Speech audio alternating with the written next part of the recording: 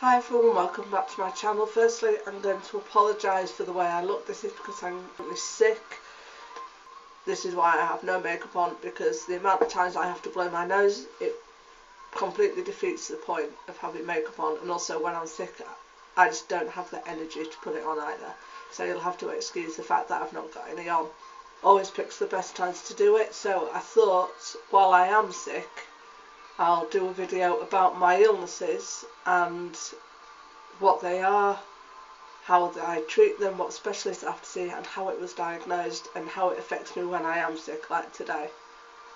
This will go over 2 videos, but hopefully it'll give you a bit of an insight on as to what I go through on a day-to-day basis with my illnesses, which are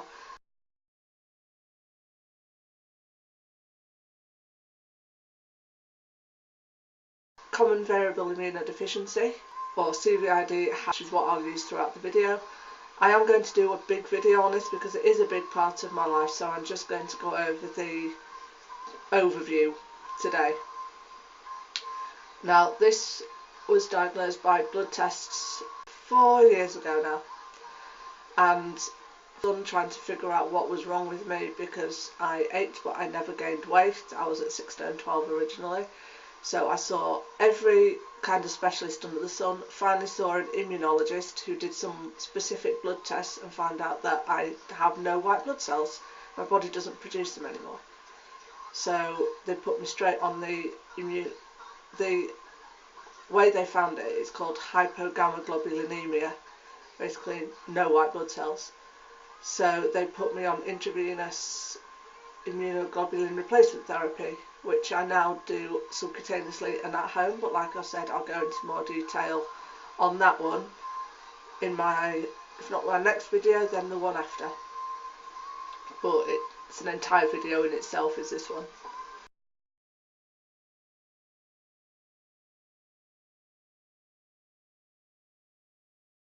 Now, the second main condition I have is my fibromyalgia.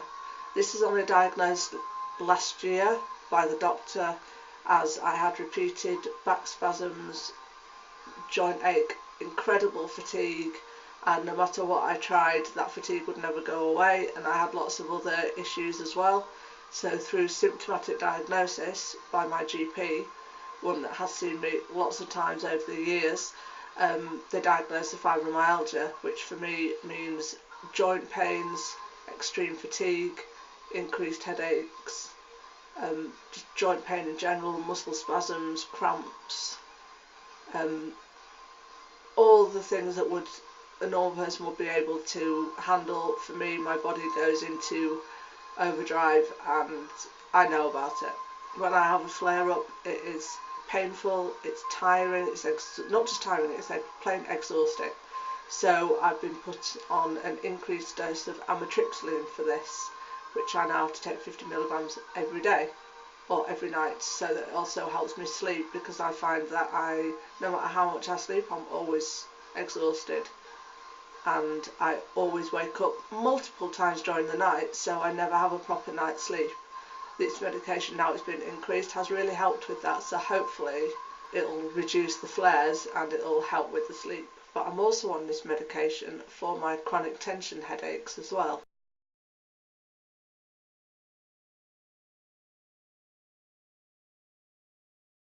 Like I said, the increase in this has really helped with my headaches as well. The chronic tension headaches were diagnosed by a neurologist that I saw about 3.5 years ago. So yeah, the chronic tension headaches, I'll describe how it affects me because there's a fair few of them that crop up.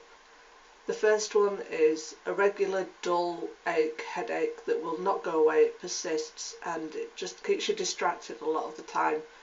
It's not necessarily painful, it's more on the annoying one, but then that can develop into other ones. For example, when my head feels like it's got an iron band all around here and also around the back, and it feels like it's squashing my head so much that it's just incredibly painful. And then another one is the opposite of that, where my head feels like it's expanding and exploding, so I feel like I have to grasp my head in order for it to stay where it is. It's a really strange one, but it's almost as painful as the one feeling like the iron bands. And then the next one is where I feel like I'm being stabbed in the head with a knife, which is always around the temple area here or across the top of the crown on my head, and it is short, sharp, extremely painful bursts. And then the final one is where I feel like I've been bludgeoned by an iron bar, baseball bat, any kind of blunt object, and I get that all over my head. The worst times are where all of these come in all at the same time. When all these come at the same time and you literally, your head just feels like it's been battered, stabbed, it's caving in, it's expanding out, it's just it reduces me to tears. I have to sit in a darkened room because lights affect it. Strobe lighting can affect me as well, so I have to take sunglasses wherever I go, in my handbag, in the car, when I go out. And yeah, some days, even with all the medications I'm on, they can come on, they can be extremely painful, wearing, and I do have to rest. But when they are all together, I have to take extra medications on top of what I'm already on. It doesn't happen as often as it did because of the increased amitriptyline dose, but that has had its side effects of I get extremely dry skin now. My mouth is always dry, so I have to avoid any drinks with sweeteners in, and it can be an absolute nightmare at times because no matter how much you drink, you still feel like your throat and your mouth are dry. Sometimes my eyes get itchy because of the dryness of my eyes as well. This is a known side effect, so I just manage and just carry on with life, even though my mouth feels like it's the Sahara Desert for most part of the day. Hence why I drink lots and lots of tea, and you will see quite a few cups of tea appearing in my videos. There are some before, and this is a factor of my life where I love tea and it keeps me going.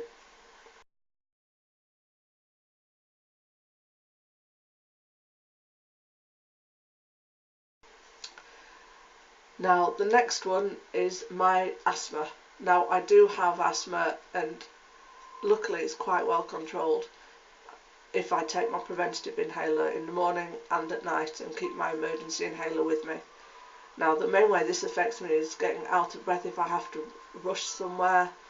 I find it more difficult to walk at speed carrying something because I end up gasping and wheezing. And the other part is anything with fake smoking, for example, or any kind of chemical induced smoke. For example, cigarettes, cigars, e-cigs, dry ice, everything like that really affects me.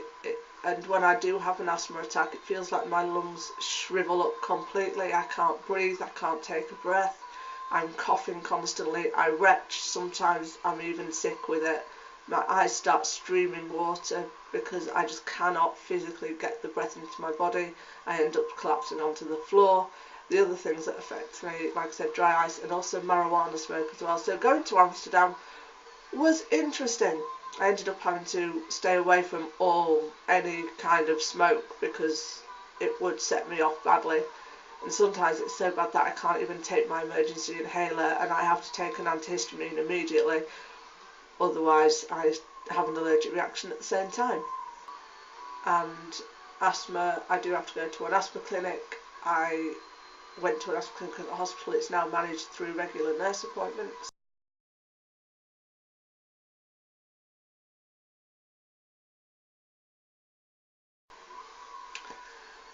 Now the antihistamines I'm on are extremely strong prescription strength fexofenadine, and I have to take this daily, not only for the asthma and certain allergies, but also because I have chronic hay fever, which means I'm pretty much allergic to anything that's alive. So between March and November I suffer with extremely chronic hay fever that sometimes even these strong antihistamines do not affect. And when that happens, my eyes sting and stream to the point where I have to stay still because I can't see. Sometimes air fresheners do it, certain makeup set this off as well, and it can be an absolute nightmare sometimes. and when it does affect me, it affects me badly, and I have to go outside as soon as possible, stand outside, wipe my eyes off with something, either be it a tissue or a baby wipe or anything like that, and it really badly affects me.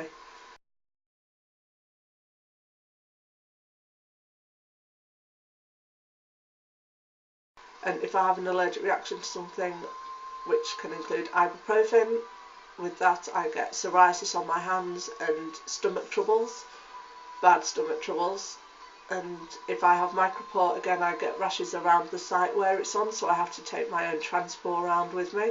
Certain hospital dressings, including Tegaderm, absolutely do the same thing. It's itchy, it has a rash, it feels like my skin's coming off when they have to remove the dressing, so I have to be extremely careful with that as well.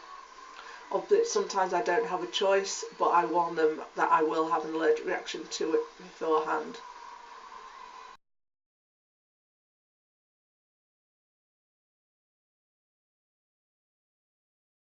Another thing is gluten, because I'm a celiac. Thanks to my CVID, it has given me some autoimmune conditions, for example, a fibromyalgia, but also being a celiac.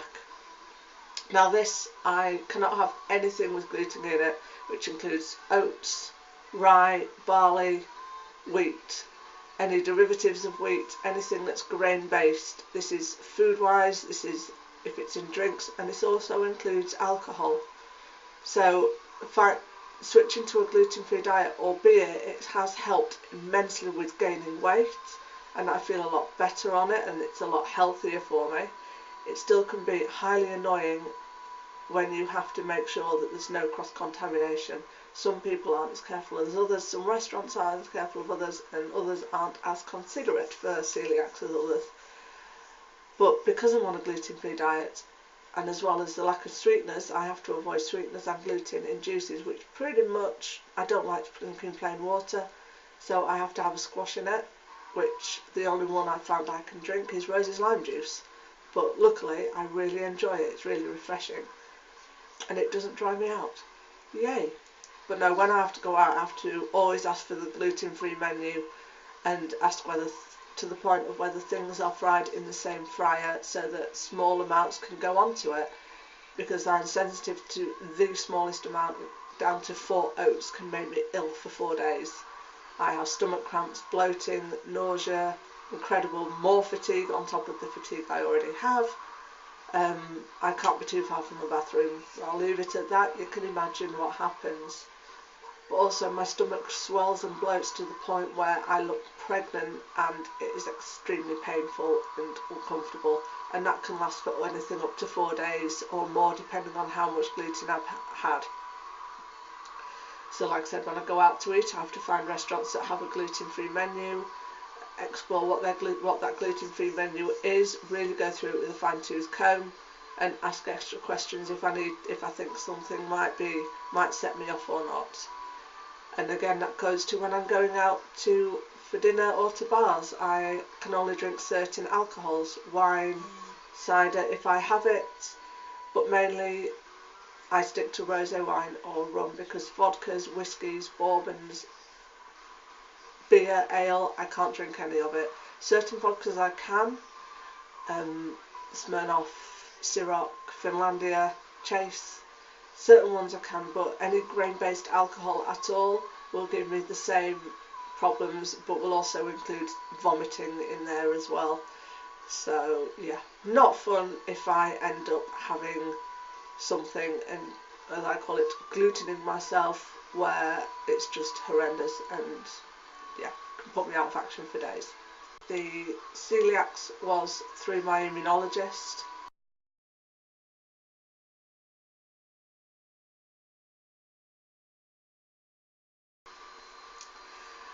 Now the next one that I'm going to go on to is about my chronic tiredness and fatigue due to all these illnesses that I do have. But another one that causes this is a lack of vitamins. I have to take daily supplements twice a day for vitamin D and once a day for folic acid. I cannot produce them myself, I cannot get them out of my food myself, so it's just unfortunate that I have to take these supplements. This was also diagnosed by my immunologist.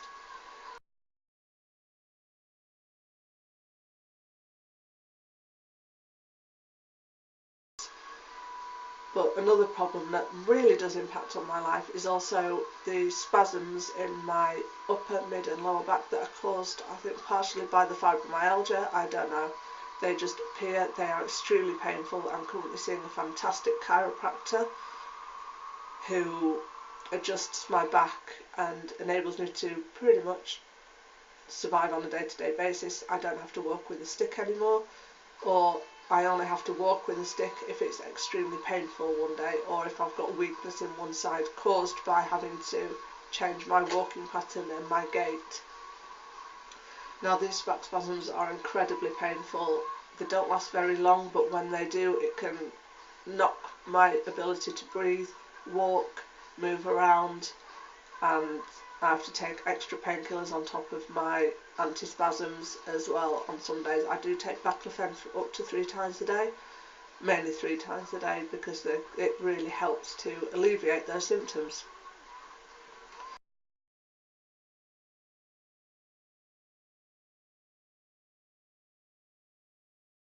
And the final one that I have, which is always fun, is an issue to do with being female. And if you do not wish to find out about my feminine issues, please feel free to skip forwards. I do have endometriosis, and this has caused me to have incredibly light yet unbelievably painful periods, to the point where I was having to take cocodamol, or on really severe days tramadols. Nothing worked. It was almost like being in labour every time, every month, and it was not just the usual cramps that you get in your stomach area, it also went down my back in other areas, and it stopped me being able to go to the bathroom. It was extremely painful to do anything, and even on all the pain medications that I'm on and extras that I needed to take, nothing sometimes would help, and I'd end up just being immobilised for the duration of the cramp, and then it would go afterwards. Now, I have had to have investigative surgery for this. I'm under a gynaecologist. I have been given treatments now, so hopefully that's going to help. So far it has. I'm on the coil, and that has helped so far. I was on the implant before, that worked for the first time. The second one, it just screwed me up completely. Then I was on back-to-back in the pill for months at a time, which isn't good for you. So now I'm on this. Hopefully I won't. Now and again I do have the pain, but it's controllable now with a hot water bottle and some paracetamol. On a bad day, low dose cocodamol, so that's so much better than it was before. And most of the time I can control it as long as I dress up warm, have hot water bottles. Then it doesn't stop me from moving, it doesn't stop me from living my daily life, so that's hopefully sorted.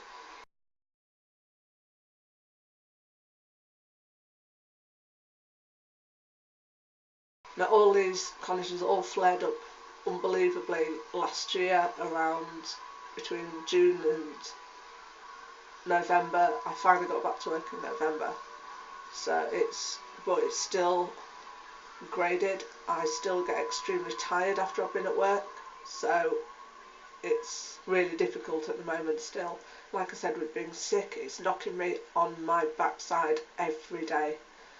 But when I am sick, I can't infuse, which I will again go into more information next week. But when I do get something, it can last up to a week for the main symptoms to go away, and then maybe another week to 2 weeks to get my energy levels back up, to get my body weight back up. So when I'm ill, I lose a lot of weight really quickly, and I have to build my energy levels and my weight back up to be able to function again.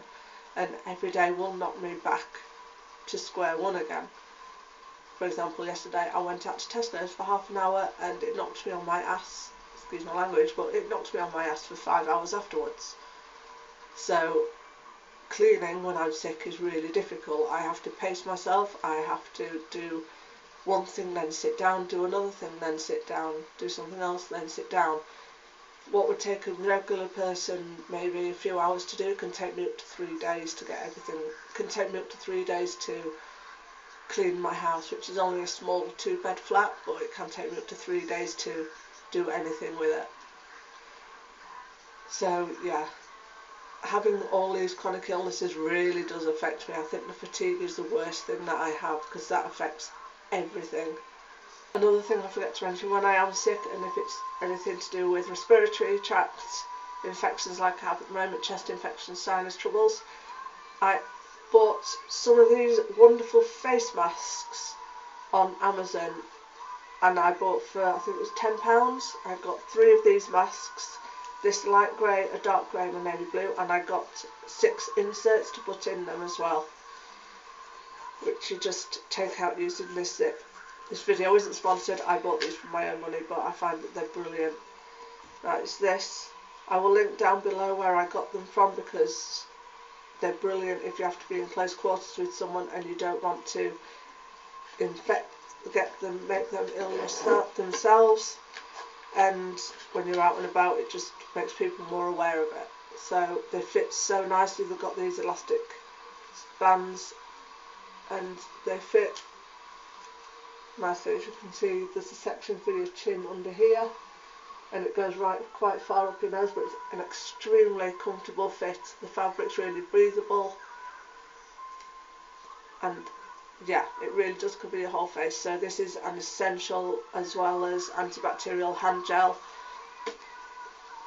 If you're interested, I will let you know what I carry on a day-to-day basis in my handbag, because I am like Mary Poppins and my handbags are always a TARDIS. So if you want to find out any more about that, just write a comment in the links below.